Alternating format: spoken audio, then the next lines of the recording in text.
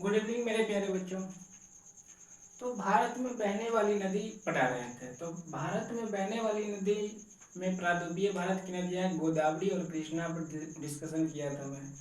तो आज मैं भारत की सबसे लंबी नदी गंगा नदी उस पर बात करेंगे। तो भारत में गंगा नदी की कुल कितनी लंबाई है? 2525 किलोमीटर। दाएं भाग से कौन सी नदी गंगा की सहायक है? बाएं भाग से कौन सी सहायक है? तो आइए हम वीडियो में ग्राफ के साथ मजे में पढ़ते हैं।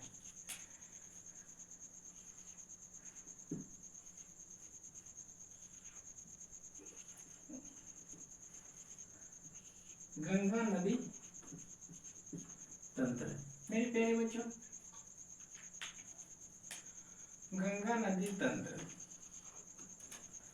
तो गंगा नदी निकलती कहाँ से है? गंगोत्री हिमानी से।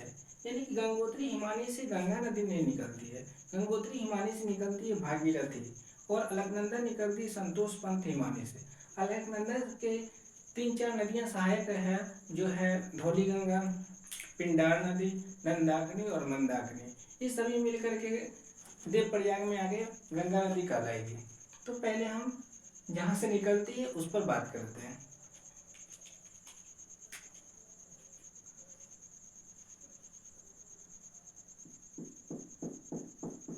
ये है संतोष पंथ हिमानी। संतोष पंथ हिमानी। मेरे प्यारे बच्चों, संतोष पंथ हिमानी है कहाँ? तो संतोष पंथ हिमानी है उत्तराखंड में। संतोष पंथ हिमानी है कहाँ? तो हम बात करेंगे उत्तराखंड में। संतोष पंथ हिमानी से कौन सी नदी निकलेगी? अलकनंदा। संतोष पंथ हिमानी से कौन सी नदी निकलेगी? तो अलकनंदा। संतोष पंथ हिमानी से अलकनंदा नदी निकलती है। अलकनंदा। मेरे प्यारे बच्चों, तो अलकनंदा की 3-4 नदियां जो हम बोले, धौली गंगा, नंदाकिनी, पिंडार नदी और मंदाकिनी, कहाँ पर जाके संगम बनाते हैं ये? तो उस पर हम डिस्कशन करेंगे ग्राफ के साथ। तो कहाँ पर जाके संगम बनाती है? तो पहले बनाएगी विष्णु प्रयाग। पहले बनाएगी विष्णु प्रयाग। विष्णु प्रयाग। मेरे प्यारे बच्चों, पहले कहाँ पर संगम बनाएगी? विष्णु प्रयाग। कौन सी नदी संगम बनाएगी? तो धौली गंगा। धौली गंगा। अलकनंदा प्लस धौली गंगा विष्णु प्रयाग में संगम बनाती है। अलकनंदा और धौली गंगा के संगम को कहते हैं विष्णु प्रयाग। और थोड़ा सा और हम आगे बढ़ेंगे तो यहाँ पर आकर के मिलती है कौन सी? यहाँ पर आकर मिलेगी नंदाकिनी। मेरे प्यारे बच्चों, यहाँ पर मिलेगी नंदाकिनी। नंदाकिनी। अब नंदाकिनी और अलकनंदा, नंदाकिनी और अलकनंदा का जो संगम होगा वो होगा नंद प्रयाग। कौन सी प्रयाग? नंद प्रयाग। मेरे प्यारे बच्चों, नंदाकिनी और अलकनंदा के संगम को कहते हैं नंद प्रयाग। फिर आगे बढ़ेंगे कर्म प्रयाग। फिर आगे बढ़ेंगे, ये कौन सी नदी है? तो पिंडार नदी। कौन सी नदी है? पिंडार नदी। पिंडार नदी। मेरे प्यारे बच्चों, अब बात करेंगे पिंडार नदी और अलकनंदा कर्म प्रयाग में संगम बनाती है। नंदाकिनी और अलकनंदा नंद प्रयाग में संगम बनाती है। धौली गंगा और अलकनंदा विष्णु प्रयाग में संगम बनाती है। तो अब आगे कौन सी नदी सहायक बनाएगी, संगम बनाएगी? तो मंदाकिनी। मंदाकिनी नदी जो है रुद्रप्रयाग में संगम बनाएगी। यहाँ पर संगम बनाएगी, इसको कहते हैं रुद्रप्रयाग। तो मंदाकिनी नदी निकलती कहाँ से? तो मंदाकिनी नदी केदारनाथ के समीप से निकलती, यानी केदारनाथ के पीछे। समीप से ही निकलती है वो। यहाँ से बात करेंगे, ये है मंदाकिनी नदी। मंदाकिनी, ये था नंदाकिनी और ये है मंदाकिनी। तो मंदाकिनी नदी निकलती कहाँ से है? तो केदारनाथ से।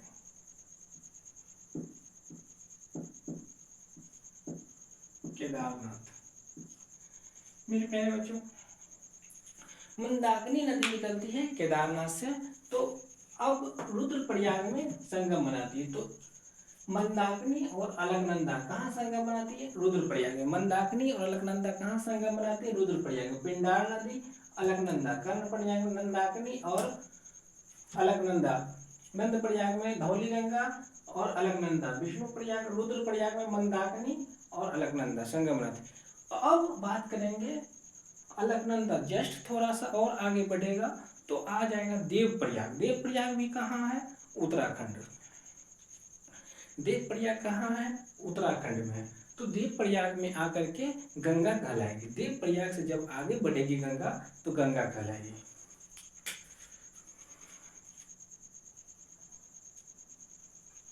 ये संगम को कहते हैं मेरे प्यारे बच्चों देवप्रयाग। काफी इंपॉर्टेंट है देवप्रयाग। देवप्रयाग ये कहाँ है? उत्तराखंड।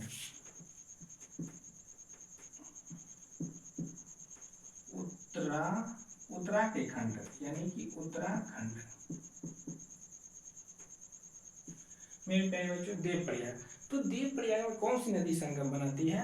तो देवप्रयाग में काफी इंपॉर्टेंट है भागीरथी नदी। कौन सी नदी? भागीरथी नदी। ये है भाग जोर रथी यानी कि भागीरथी। अब काफी इंपॉर्टेंट हो जाता है, भागीरथी निकलती कहाँ से है? तो गंगोत्री हिमानी से, गंगोत्री ग्लेशियर से। भागीरथी निकलती कहाँ से? गंगोत्री हिमानी या गंगोत्री ग्लेशियर। गंगोत्री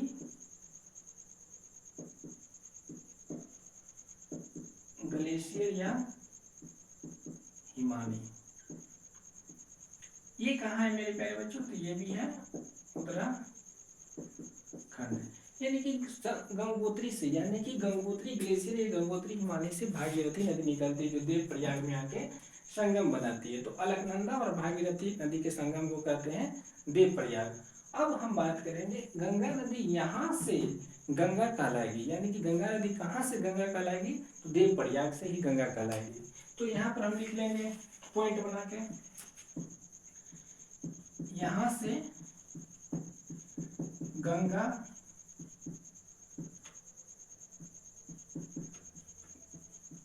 यहाँ से गंगा कहलाएगी। कहाँ से गंगा कहलाएगी? यहाँ से। अब हम बात करेंगे, जैसे हम आगे बढ़ेंगे कौन कौन सी सहायक नदियां हैं गंगा के, उससे पहले हम डिस्कशन करेंगे कि बाएं भाग से कौन कौन सी सहायक नदियां, दाएं भाग से कौन कौन सी सहायक नदियां। तो गंगा निकलती यहाँ से है यानी कि उत्तराखंड से, प्रवाहित होती है बांग्लादेश की ओर। यानी कि हम जिस मुंह पे खड़े हैं उस ओर हम बात करेंगे। दाएं भाग ये हो गया, बाएं भाग ये हो गया। तो इस भाग को हम लिखेंगे दायां भाग। मेरे प्यारे बच्चों इस भाग को लिखेंगे बायां भाग। दायां भाग से कौन गंगा मिलती है और बायां भाग से कौन लिखे? दायां भाग से दो नदियां हैं, इसको लिख देते हैं। एक है सोन और एक है यमुना। मेरे प्यारे बच्चों सोन नदी, कभी कभी प्रश्न आती है कौन सी नदी उत्तर की ओर से गंगा नदी में प्रवाहित होती है? तो सोन नदी। यमुना नदी बिहार में, सोन नदी यूपी में, यमुना नदी उत्तर की ओर से प्रवाहित होती है। और ऐसे बात करेंगे तो दायां भाग, ऐसे बात करेंगे तो बायां भाग। तो हम डिस्कशन करेंगे देवप्रयाग से आगे कहाँ पर बढ़ेगी। तो देवप्रयाग से आगे हरिद्वार।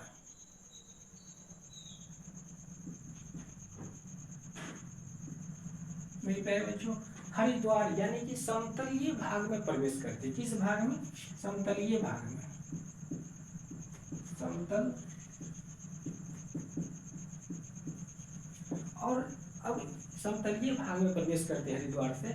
अब यहाँ से लगभग आगे थोड़ा दूर बढ़ेंगे यानी कि बिजनौर के पास। कहाँ पर? बिजनौर जिला है यूपी का। बिजनौर जो है जिला है यूपी का।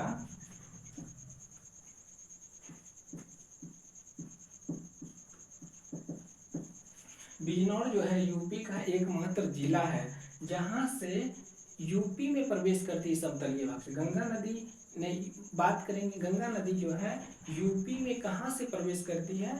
तो बिजनौर के पास से यूपी में प्रवेश करती है, बिजनौर के पास से।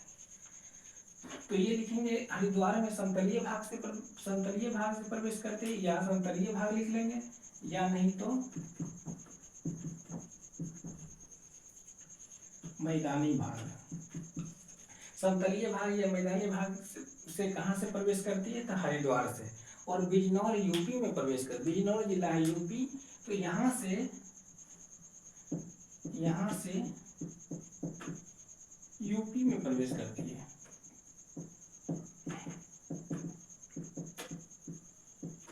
फिर आगे बढ़ेंगे फिर गंगा आगे बढ़ेगी तो एक जगह का नाम है, वो जगह है कन्नौज।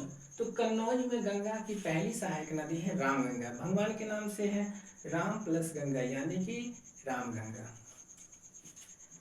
कन्नौज।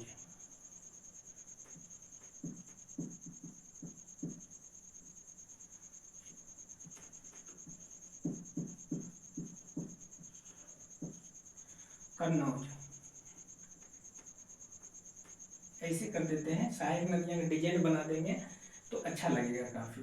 ये रामगंगा, ये क्या है? राम गंगा। थोड़ा बड़ा लिख देते हैं, राम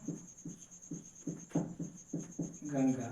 तो राम गंगा कहाँ पर मिलती है गंगा में? तो कन्नौज के पास। कन्नौज के पास यानी कि राम गंगा जो है गंगा नदी की पहली सहायक नदी है। यानी कि ये इंपॉर्टेंट बन जाती है, कौन सी नदी गंगा की पहली सहायक नदी है? तो रामगंगा। कौन सी नदी गंगा की पहली सहायक नदी है? रामगंगा। रामगंगा जो है गंगा की पहली सहायक नदी है। रामगंगा जो है गंगा की पहली सहायक नदी है मेरे प्यारे बच्चों। अब जस्ट हम आगे बढ़ेंगे तो एक जगह आ जाता है और वो जगह है काफी इंपॉर्टेंट, प्रयागराज। कौन सी जगह है? प्रयागराज।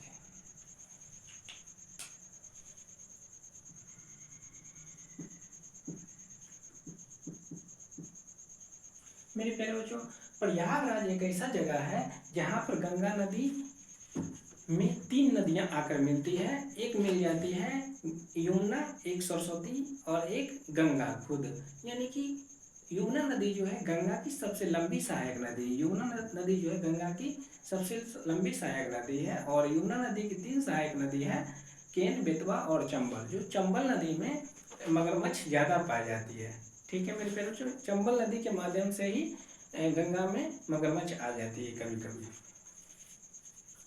तो इसकी 3 सहायक नदियां हैं। प्रयागराज में प्रयागराज एक संगम है जहां पर 3 नदी मिलती है, गंगा, यमुना और सरस्वती। गंगा, यमुना और सरस्वती। मेरे प्यारे बच्चों, तो गंगा यमुना की एक ग्राफ बना देंगे आगे से ऐसे।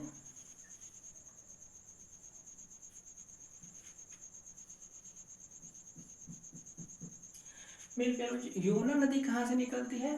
तो यमुना नदी निकलती है यमुनोत्री ग्लेशियर से। यमुनोत्री ग्लेशियर भी कहाँ है? उत्तराखंड में। तो हम बात करेंगे यमुनोत्री ग्लेशियर जस्ट लाइक बंदर पूछ, यानी कि बंदर पूछ से निकलती है। यमुनोत्री ग्लेशियर बंदरपुर से निकलती है। यमुना नदी कहाँ से निकलती है? यमुनोत्री ग्लेशियर बंदरपूछ से निकलती है।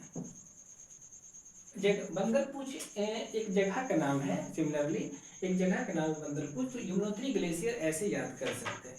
तो गंगा नदी जो है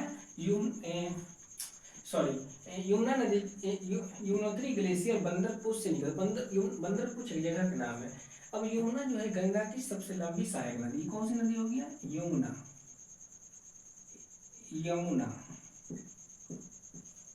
ये कौन सी नदी हो गया मेरे प्यारे बच्चों? यमुना। यमुना नदी जो है गंगा की सबसे लंबी सहायक नदी है। जब सबसे लंबी सहायक नदी है तो यमुना की कौन कौन सी सहायक नदी है ये भी हो सकता है। तो यमुना की 3 सहायक नदियां हैं। पहला आ जाएगा चंबल, दूसरा आ जाएगा केन, फिर आ जाएगा बेतवा। यानी कि इसको तीनों एक ट्रिक बना लेंगे तो केबीसी बोल सकते हैं। केबीसी यानी कि हम बात करेंगे कि केन, बेतवा और चंबल, केबीसी। जस्ट लाइक कौन बनेगा करोड़पति, कौन बनेगा करोड़पति, इससे भी हम बात कर सकते हैं। कौन बनेगा करोड़पति जो है यमुना की सहायक नदी, यानी कि केन, बेतवा और चंबल। तो ये हम हो गया। ये तीनों नदी जो है एमपी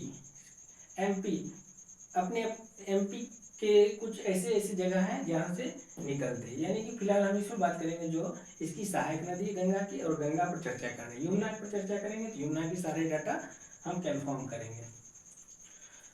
तो आगे आ जाएंगे हम, इससे आगे थोड़ा बढ़ेंगे तो गाजीपुर मेरे प्यारे बच्चों, गाजीपुर यानी कि गाजीपुर में कौन सी नदी आकर के गंगा में मिल जाती है? तो गोमती। कौन सी नदी गंगा में आगे मिलती है?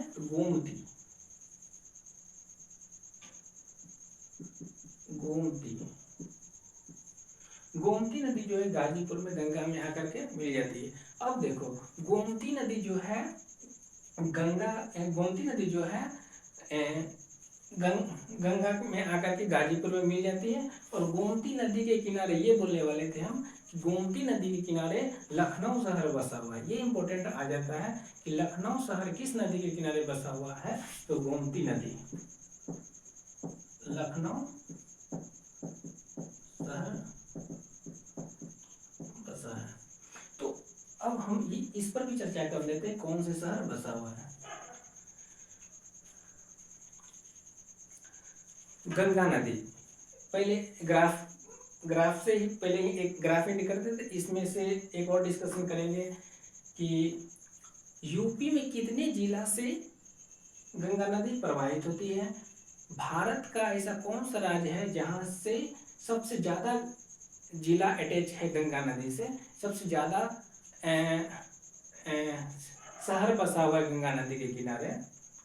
तो यूपी के 27 से 28 जिले ऐसे हैं जो गंगा नदी से सटती है, यानी कि गंगा नदी के किनारे से गंगा नदी के किनारे अवस्थित है।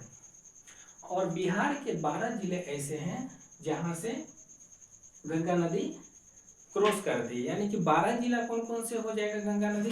पहला आ जाएगा नवादा, फिर आ जाएगा बक्सर, फिर आ जाएगा सारण 3, सारण के बाद आ जाएगा पटना 4, पटना के बाद आ जाएगा वैशाली 5, वैशाली के बाद आ जाएगा कौन सा? तो समस्तीपुर 6, समस्तीपुर के बाद बेगूसराय 7, मुंगेर 8, मुंगेर के बाद आ जाएगा खगड़िया 9, खगड़िया के बाद आ जाएगा लखीसराय 10, कटिहार और भागलपुर 12।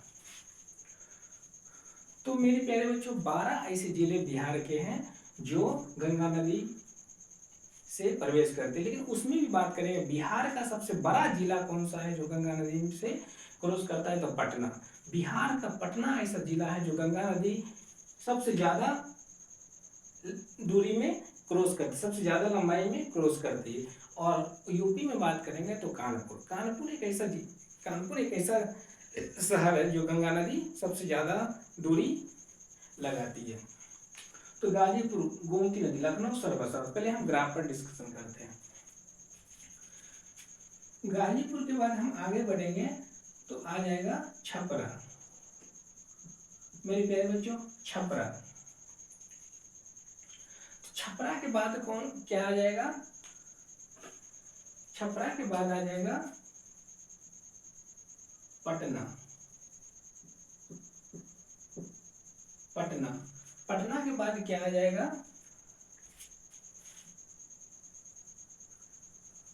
सोनपुर। पटना के बाद क्या आ जाएगा?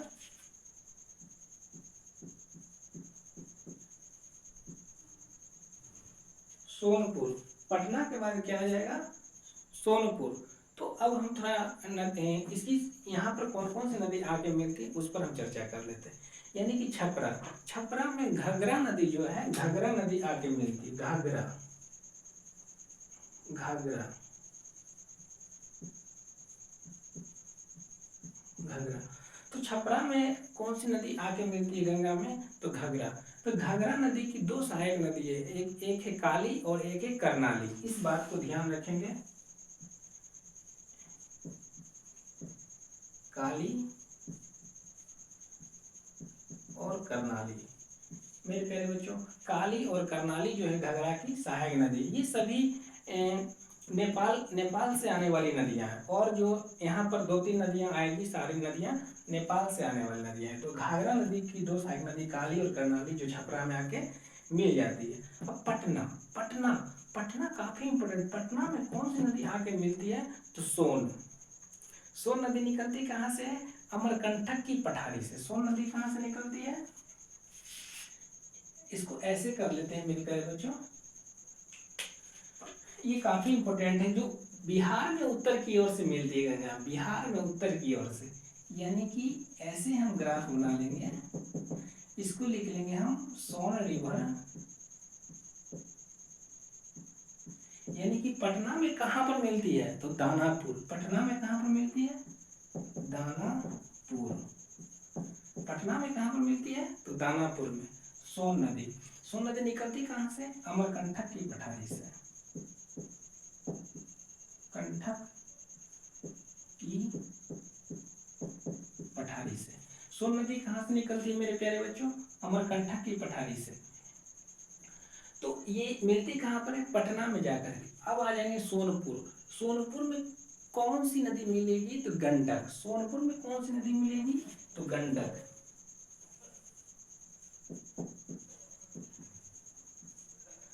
गंडक नदी।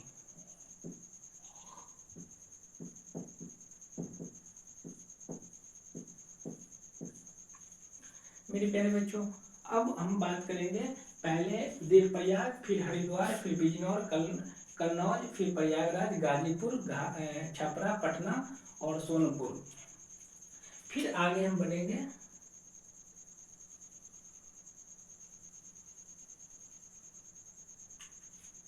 तो फरक्का बैराज कौन कौन सी कहाँ पर मिलती है? फरक्का बैराज के पास। फरक्का बैराज,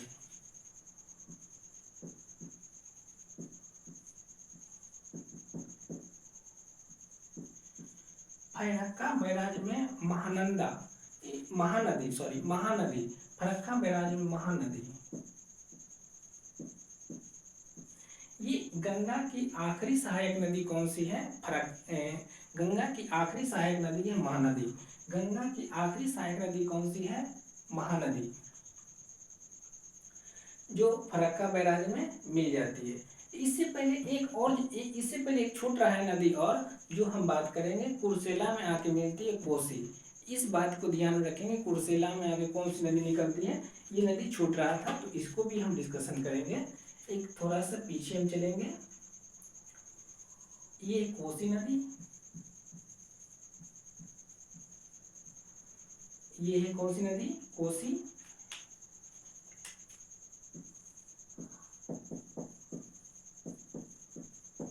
जो कुर्सेला में आके मिलती है, कुर्सेला कुर्सेला, यानी कि कुर्सेला एक जगह का नाम है जहाँ पर कोसी आके मिलती। कोसी एक ऐसी नदी है जो बाढ़ लाती है। बाढ़ इसलिए बाढ़ क्यों लाती है, क्योंकि इस नदी को कहा जाता है कि रास्ता परिवर्तन करने वाली नदी, ये अनेक रास्ता बनाती है, तो इसे कहते हैं हम रास्ता परिवर्तन करने वाली नदी। तो लास्ट आ जाएंगे फरक्का बैराज। फरक्का बैराज में जो है मेरे प्यारे बच्चों, गंगा नदी में महानदी जो है गंगा में आके मिलती है फरक्का बैराज में। तो फरक्का बैराज में दो मुख हो जाती है, एक चली जाती है पश्चिम बंगाल की ओर, एक चली जाती है बांग्लादेश की ओर। तो यहाँ पर गंगा दो डिवाइड हो जाएगा मेरे प्यारे बच्चों। एक चला जाएगा पश्चिम बंगाल की ओर, यानी कि WP पश्चिम बंगाल की ओर,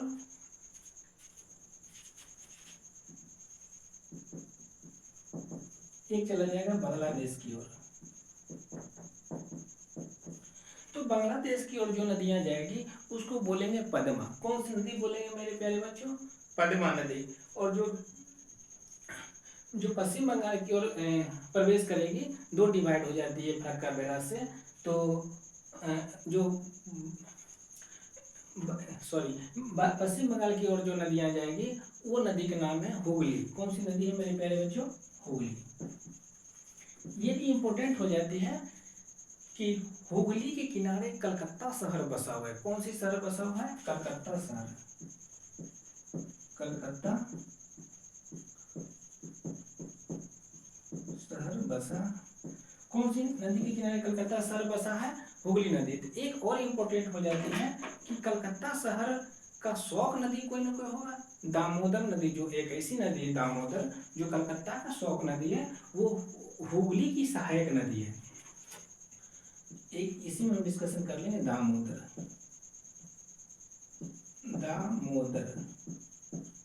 दामोदर निकलती कहाँ से है? तो दामोदर नदी निकलती है छोटा नागपुर की पठारी से।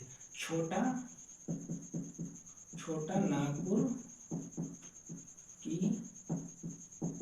पठारी से मेरे प्यारे बच्चों। तो इस तरह से गंगा नदी की सहायक नदी है। अब एक और हम पॉइंट समझा देते हैं कि दाएं भाग से कौन सी सहायक है और बाएं भाग से कौन सी सहायक है, बोले थे हम बात करेंगे। तो इधर से जितनी भी नदी है सारे नदी बाएं भाग से सहायक है, इधर से जितनी भी नदी है सारी नदी दाएं भाग से सहायक नदी है। तो देखो, सोन नदी दाएं भाग, यमुना नदी दाएं भाग, चंबल केन बेतवा दाएं भाग। अब बाएं भाग से कौन है? रामगंगा, जो पहली सहायक नदी, गंगा नदी की पहली सहायक नदी कौन सी है? रामगंगा। फिर आ जाएंगे प्रयागराज में यमुना सरस्वती, फिर आ जाएंगे गोमती, फिर आ जाएंगे घाघरा, फिर गंडक, फिर कुर्सेला में कोसी, फिर महानदी। ये सभी बाएं भाग से सहायक नदी। तो अब हम डिस्कशन करेंगे कि गंगा नदी की कुल कितनी लंबाई है। मेरे प्यारे बच्चों, गंगा नदी की कुल लंबाई जो है,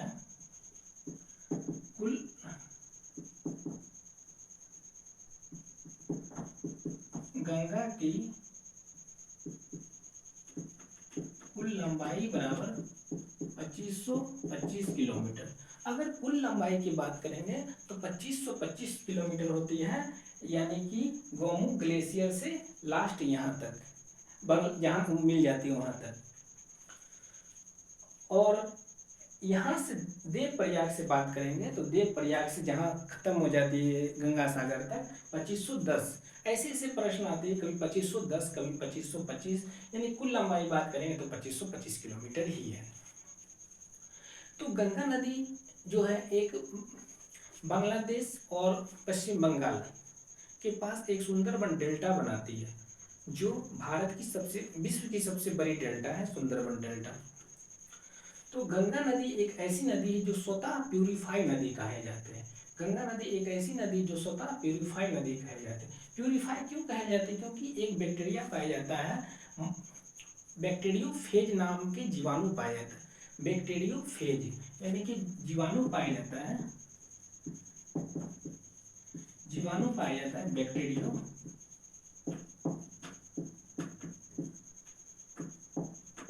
बैक्टीरियोफेज नाम के जीवाणु पाया जाता है, इसलिए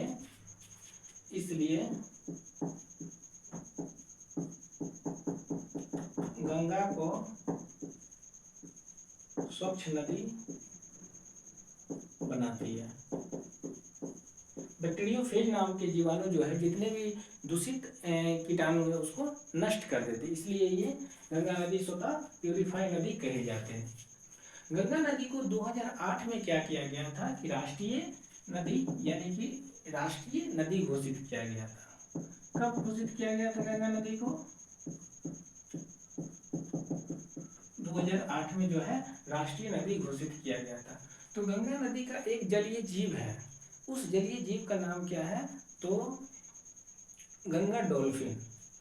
गंगा के एक जलीय जीव है, गंगा नदी के एक राष्ट्रीय जलीय जीव है, राष्ट्रीय जलीय जीव है। मेरे प्यारे बच्चों, जलीय जीव कौन सा है? तो गंगा डॉल्फिन। गंगा डॉल्फिन को ये राष्ट्रीय जलीय जीव है मेरे प्यारे बच्चों। तो अब जितने भी प्रश्न इसमें से आ रहा है और जितने भी प्रश्न थोड़ा सा छूट भी गया है तो ये वीडियो काफ़ी लंबी हो जाएगी और वीडियो के साथ साथ क्लास भी काफ़ी लंबा हो जाएगा। तो अब जितने भी प्रश्न इससे आएगी और जो प्रश्न छूट गया है उसको नेक्स्ट वीडियो में कोशिश करेंगे कि उसको कंप्लीट कर दें नेक्स्ट क्लास में। तो फिलहाल के लिए आप लोगों से इतनी ही विनती है कि कृपया करके अच्छे से पढ़ाई करें और जल्द से जल्द हो सके तो जितने भी एग्ज़ाम है उसको फाइट करें। आज के लिए धन्यवाद, थैंक यू सो मच मेरे प्यारे बच्चों, थैंक यू सो मच।